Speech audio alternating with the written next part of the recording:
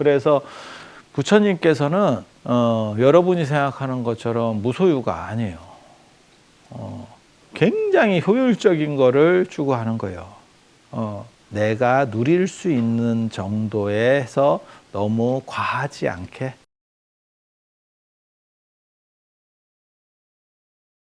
불교와 관련된 그 소유의 문제를 얘기를 한번 해볼까 싶어요. 그게 굉장히 중요한 문제고, 불교는 소유를 얘기하는 종교예요. 제가 그 얘기하는데, 부처님께서 가장 오래 머무신 데는 19년에서 23년 정도 계셨던 사위성의 기수급고도건입니다. 기수급고도건.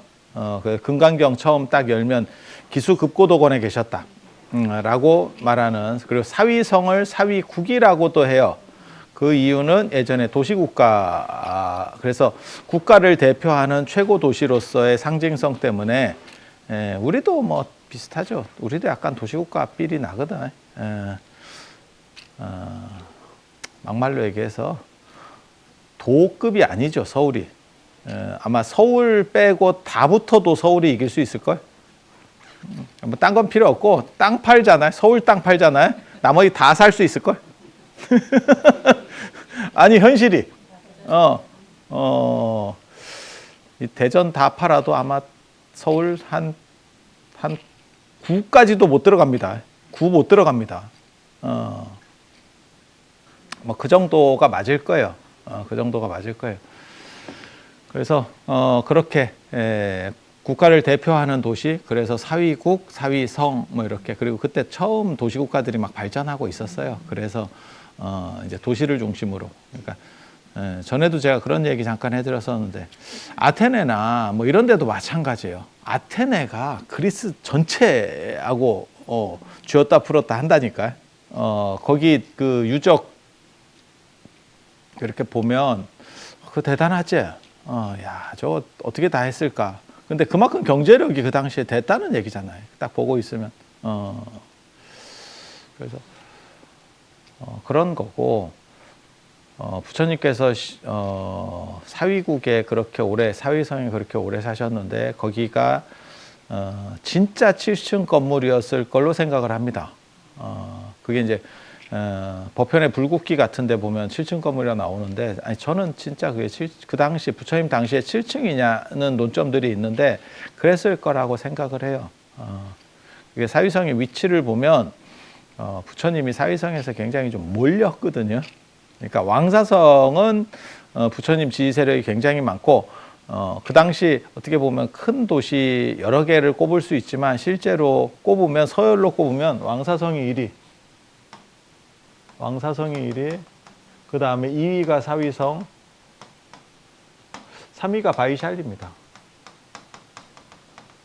근데 여기는 불교 지휘 세력이 상당히 괜찮아요. 그렇게 되는 게, 인도 지도를 이렇게 보면 인도는 여기 히말라야가 있어서 이쪽으로밖에 못 들어와요. 그래서 이쪽에서 아리안족이라고 하는 백인 계열이고, 그 다음에 유목민 계열들이 일로 들어오는 거예요. 그래서 이게 아리안족 문화들이 이렇게 퍼지는데, 이 왕사성하고 바이샬리는 이쪽입니다. 이쪽, 좀 밑에 이쪽이에요.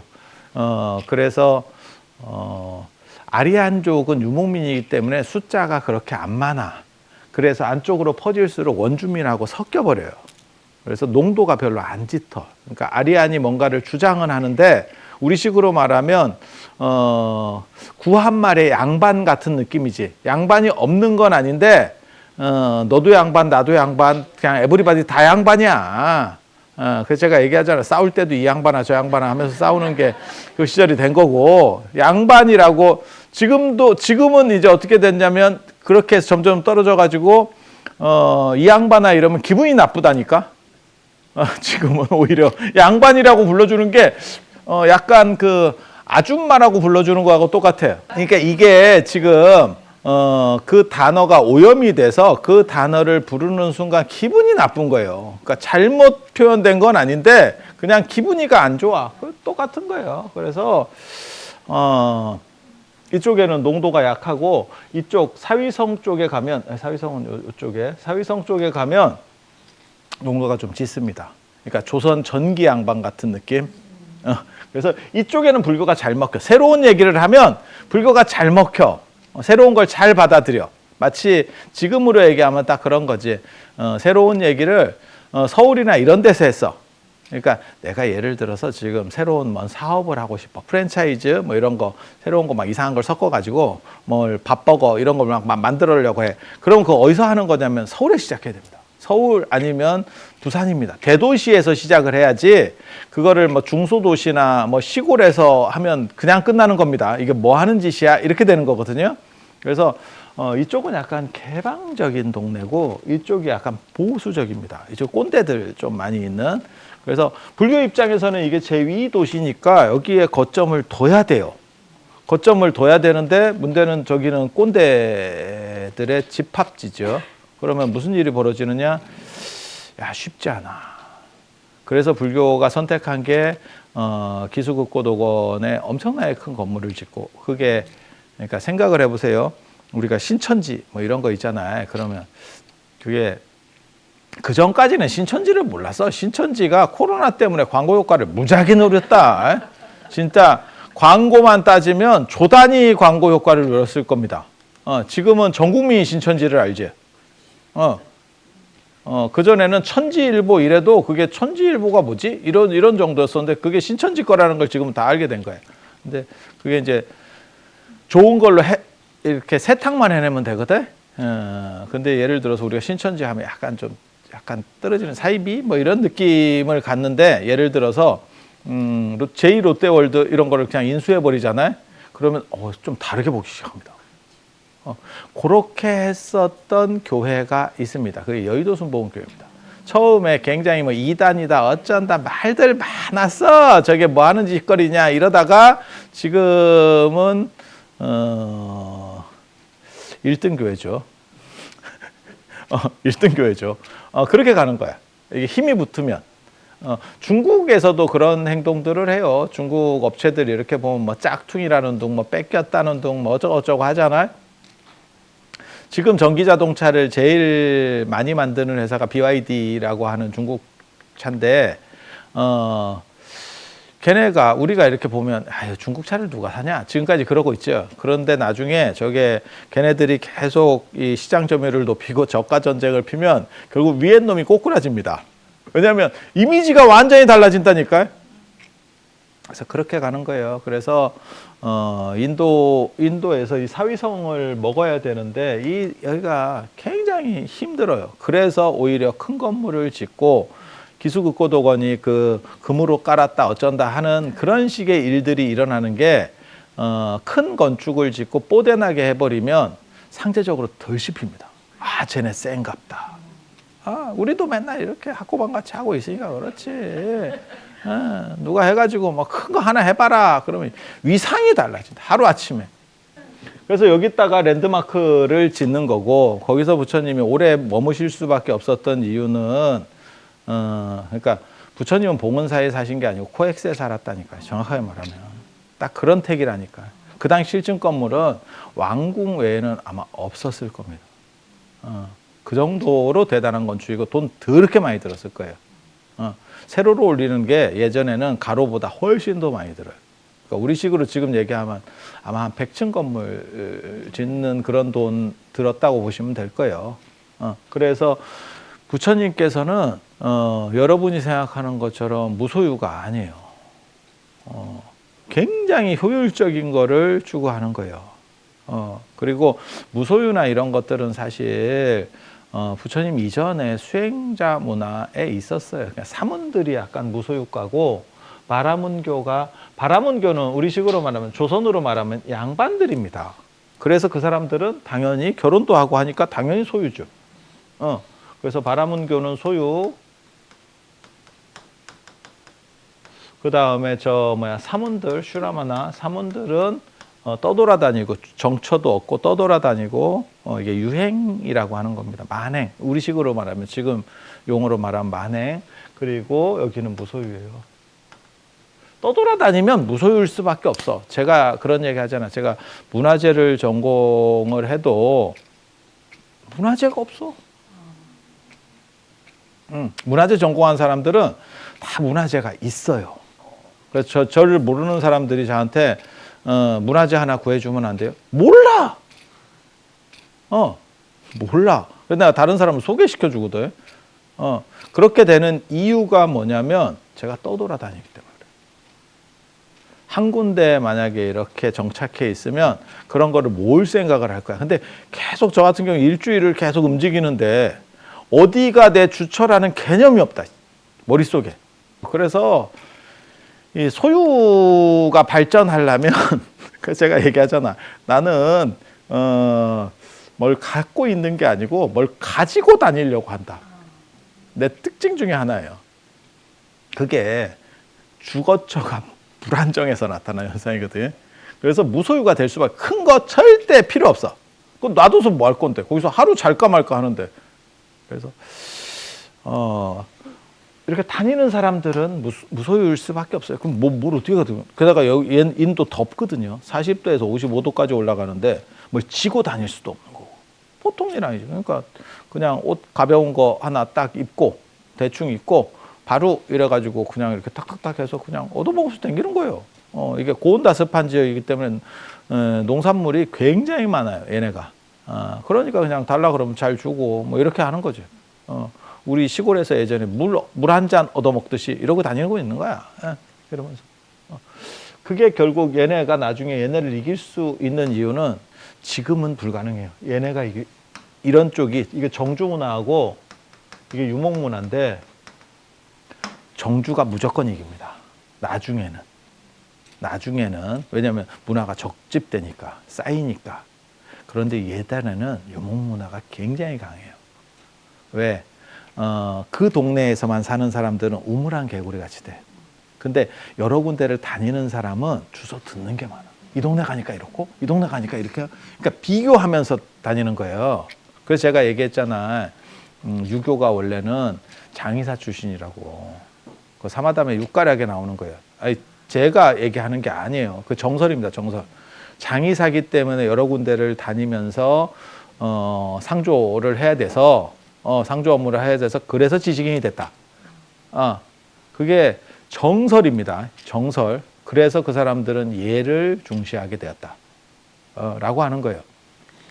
그래서 이게 예전에는 이게 경험하는 것들이 그러니까 어떻게 생각하시면 되냐면 조선 후기에도 이게 그대로 먹힌다고 보시면 돼. 조선 후기에 시골에 살면서 농사만 계속 짓는 사람이야. 내가 보부상 같은 걸 하면서 떠돌아다녀. 장돌뱅이야. 야, 얘가 아는 게 훨씬 많다. 생각을 해봐. 그 농사만 계속 대를 이어서 농사만 지었어. 뭘 알겠노? 재밌는 얘기 뭐 할 수 있을 것 같아? 없어, 아무것도. 그래서 이쪽이 승리한다. 지금은 무조건 이겁니다. 이쪽이 이깁니다. 지금은. 공부도 떠돌아다니면서 하는 거 아니요. 공부도 환경이다.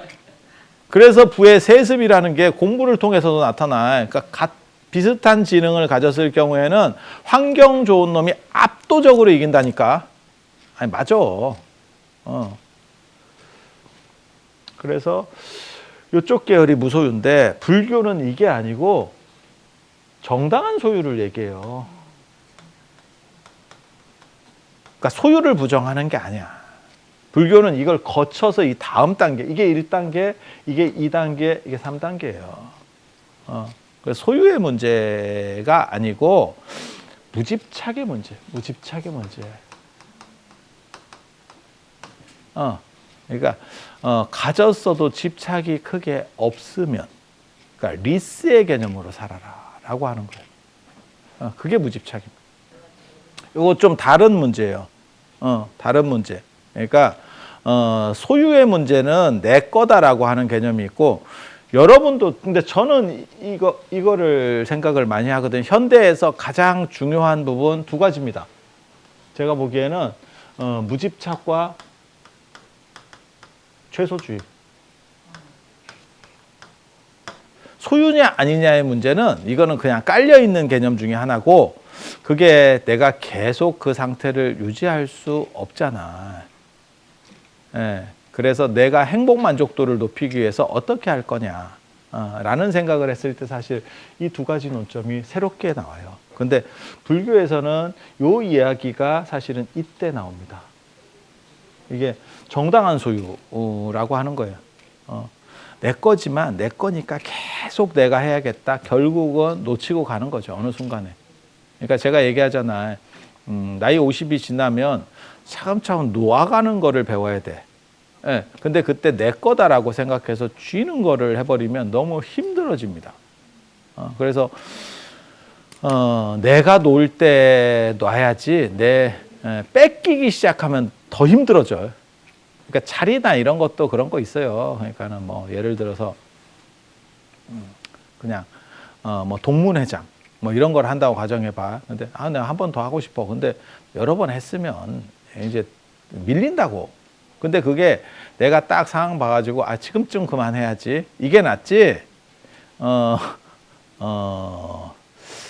나중에 뺏기면 선거에서 치면 피곤하다고. 인생 피곤하다고. 아무리 잘했어도 자기도 만정 다 떨어지고. 그래서 조금씩 놔가는 연습들을 해야 돼. 근데 그게 사실은 무집착 어떻게 보면 임대 개념을 생각하면 돼요. 임대 개념을 생각하면 돼. 자동차도 그 회사차 같은 거 리스해서 쓰는 사람들이 어떻게 보면 더 편하게 해. 뭐 기스나고 어쩌고 하면 그럴 수도 있지. 뭐. 이런 생각이 있는 거고, 이게 무집착이라고 하는 거는 이 소유의 정당성을 나에게 보는 거예요. 나의 행복 중심으로 봤을 때 무집착이 작동하는 거고, 소유의 문제가 돼버리면 나와 그것까지가 돼. 그러니까 본질은 나다라고 하는 거고, 나를 위해서 이러한 물건들이, 예를 들어서 내 주변에 있는 물건들이 작동하고 있다라고 생각을 하면 내가 이 물건들에 딸려가지 않아. 내가 물건을 쓴단 말이에요. 그러니까 돈에 딸려가는 사람이 있고 돈을 쓰는 사람도 있거든요. 세상에는. 돈을 쓰는 사람은 뭐냐면 그걸 내가 행복 수단으로서 쓰는 거고, 돈에 딸려가는 거는 아마 연세 드신 분 중에 그런 분들이 있을 거야. 그러니까 연금 나오면 차라리 편한데 내가 짱박아 나가지고 이리저리 한 게 한 5억 정도 들고 있어. 언제 죽을지는 잘 모르겠고 5억 정도 내가 지금 들고 있어. 저걸 잘 투자해가지고 하면 좋기는 하겠는데 쉽지 않아. 절대 쉽지 않아. 세상에 그렇게 만만치 않다. 인생 그렇게 만만치 않아. 그러면 내가 지금 예를 들어 70인데 이거 한 20년을 갈지 30년을 갈지 모르는데 이 돈 갖고 지금 써야 되는데 그럼 못 쓴다. 함부로 못 쓴다. 계속 그러다가 나중에 죽잖아. 한 4억 남아있어. 이게 되게 재밌거든. 그게 돈에 종속돼 있는 거야. 벌벌 떨면서 못 쓰는 거야. 근데 사실은 무집착이라고, 그 돈을 내가 쓰는 사람은 어떻게 보면 연금 받는 사람처럼 쓰면 돼. 우리 교장 선생님 연금 받으니까 좋죠. 그냥 조금 더 써도 뭐 그러면 한 달 안 받은 셈 치지 뭐. 다음 달에 조금 절약해서 메꾸지 뭐. 이렇게 하면 돼. 뭐 여행 같은 거 가가지고 지금 지출이, 해외여행 가가지고 지출이 늘었어. 그러면 다음 달에 뭐 어디 딴 데 안 가고 졸고 있지 뭐. 이 정신이면 돼. 이 사람은 그게 안 된다니까. 손발이 떨린다니까. 그러니까 차라리 언제 죽어 이러면 쪼개 쓸 건데, 그래서 그 부담을 조금이라도 줄여주려고 하는 게 그 영모기지론 뭐 해가지고 집 저당 잡혀가지고 얼마씩 받는 거, 그거 하는 거잖아요. 그래서 그렇게 가는 거예요. 그렇게. 그래서 내가 주도적으로 돈을 쓰면 돈은 행복의 어떠한 기제가 되는 거고, 내가 거기에 종속돼서 있으면 너무너무 힘들어지는 거예요. 이게 되게 재밌거든. 근데 제가 이렇게 보면 지금 여러분 세대들이 이게 돈에 종속되는 경우들이 많고, 지금 젊은 사람은 빌려 쓴다라는 개념. 이것들은 진짜 모으기도 전에 쓸궁리부터 해. 쓸 궁리를 하고 모을 궁리를 합니다. 좀 놀랍지? 여러분 세대는 제가 이렇게 뵙기로는 집이라도 마련해야 되고 그래서 죽도록 개고생해가지고 먹을 거 안 먹고 진짜 입을 거 안 입고 해서 집이라도 마련하려고 했다면 지금 젊은 애들은 내가 만약에 뭐 유럽 여행을 가야 돼 그럼 그것 때문에 알바를 시작하는 거예요. 그래서 그걸 채워 그리고 갔다 와 그리고 그거 굉장히 자유롭죠. 근데 사실은 그게 자신의 행복 만족도에서는 더 커요. 여러분 세대는 어떻게 되냐면 내가 그래도 모아놓고 내 자식에게 얼마라도 줘야 되고 뭐 이런 생각들이 좀 있는 거고 사실 그게 얼마나 필요한지에 대해서는 잘 모르겠어요. 만약 그게 정당하다면 분명한 거는 여러분 지금 손자 정도 세대 그러니까 요즘 한 20, 30대 애들은 그거 없습니다. 자식한테 안 물려줄 겁니다. 물려줄 것도 별로 없을 것 같고 미국이나 유럽 애들처럼 안 물려줄 거예요. 그렇게 해서 지가 지 스스로 설계하게 그게 어떻게 보면 무집착 속에서 행복을 얻어가는 거죠. 그러니까 그것에 취하지 않고 그래서 그 얘기 있는데 강을 건너면 배를 버리는 거고 뗏목은 버리는 거고 꿀을 취했으면 꽃을 떠나는 거고 라고 하는 말이 있는 거예요. 근데 거기서 성공하면 자꾸 그것을 지고 간대. 그래서 부처님도 그 말씀을 하셔요.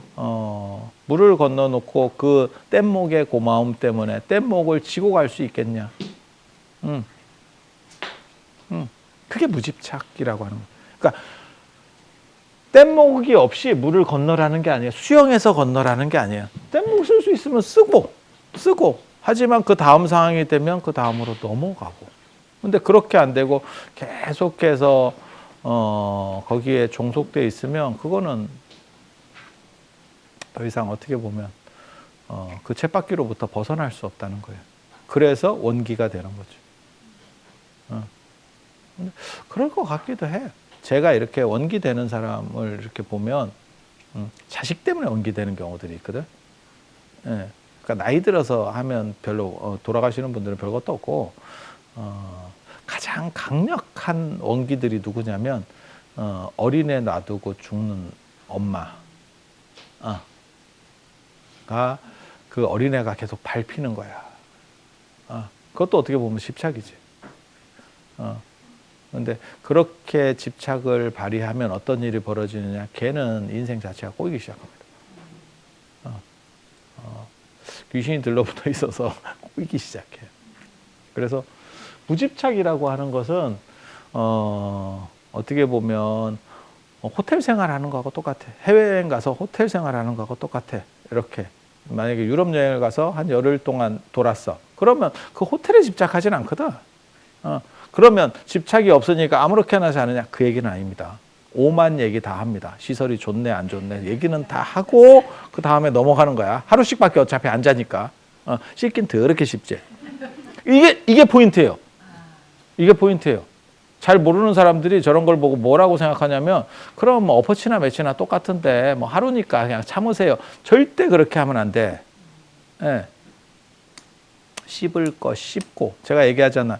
8시간 지나면 아무리 좋은 걸 먹어도 배는 고파. 그러니까 삼각김밥 먹고 살 수는 없다. 아무거나 먹고 사는 게 아니다. 그렇게 만약에 인류가 판단했다면 인간의 문명은 존재할 수 없다. 여러분들 자식들이 공부 잘하고 좋은 직장에 취직하고 뭐 결혼 잘하고 그래도 내가 분명하게 얘기하는데 100년 뒤면 죽어 있어요. 여러분뿐만이 아니라 여러분 자식도 죽어 있어. 지가 아무리 오래 살아봐야 결혼할 정도 되면 뭐 한 20, 30은 될 건데 뭐 120년을 살 건 아니잖아. 그러면 죽을 거니까 어차피 100년 뒤면 걔도 죽을 거니까 그거 뭐 대충 살면 되는 거 아닙니까? 그렇게 생각 절대 안 하죠. 그러니까 무집착이라고 하는 것은 그러니까 집착하지 않으면서 옮긴다는 거지 그게 비판하지 않는다는 게 아니에요. 이거를 착각하면 문제가 생기는 거야. 문제가 생기는 거야. 그리고 최소주의라고 하는 거는 내가 누릴 수 있는 정도에서 너무 과하지 않게. 왜냐하면 사람이 그 도를 넘어서게 되면 힘들어. 그러니까 내가 감당할 수 있느냐에 대한 부분이에요. 그러니까 계속 넓혀갈 수 있으면 좋은데 그게 안 되니까 이 최소라고 하는 거는 진짜 최소를 생각할 수도 있고 진짜 거지같이 제가 예전에 승가대에서 잘 때 한 1년 전인가 그때까지 제가 김밥같이 잤다 그랬잖아. 덮는 거 하나로 깔고 덮고 이렇게 반 접어가지고 저 샌드위치 같이 이렇게 해가지고 거기에 샌드위치 그 햄 들어가는 샌드위치 있잖아요. 이렇게 그런 식으로 잤었거든. 나 불편한 걸 몰랐어. 근데 보살님들이 뭐 까는 거 사줘가지고 요즘 깔고 자는데 나는 그건 불편하다고 생각 안 했거든. 그런 최소도 있어. 그런데 여기서의 또 다른 최소는 내가 내 형편에 맞춰서의 적절성이라고 하는 게 있어요. 그건 사람마다 다 다른 거예요. 근데 저 같은 사람은 제가 특징 중에 하나가 뭐냐면 의식주에 대해서 제가 거의 신경을 잘 안 씁니다.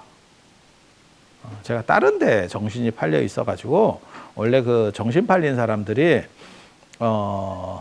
가까운 거 잘 신경 안 써. 그리고 그렇게 하면 불편하냐? 불편하진 않아. 놀랍게도 불편하지 않아.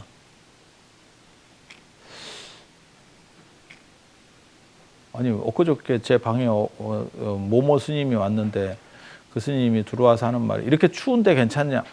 나 안 힘들어. 나 추워도 안 힘들어. 그걸 고치래. 그래서 내가 뭐 고칠 필요 나는 안 추운데 뭐 그냥 살면 되지. 우리는 그러니까 그런 거 잘 견딥니다. 그리고 문제의식도 잘 못 느껴. 근데 안 불편해. 나는 그런데 잘 안 불편해. 그래서 최소주의에 두 가지가 있어. 진짜 최소. 갈 거야. 갈 거야. 그 다음에 적절성에서의 최소. 그래서 이게 소유와 무소유의 문제 다음 단계에 나오는 논점이고 저게 지금 어떻게 보면 현대사회에서 제일 필요한 논점들이에요. 그러니까 이거는 옛날 논점이에요. 소유냐 무소유냐는 진짜 옛날 논점. 그리고 부처님께서 처음 시작하신 거는 소유의 정당성. 만약에 그게 아니었다면 부처님이 7층 건물에 사셨다는 거는 말도 안 되는 얘기예요. 그 당시에 짱 건물에 산 겁니다. 인터컨티넨탈 호텔 같은 데서 계속 살고 계셨던 거예요.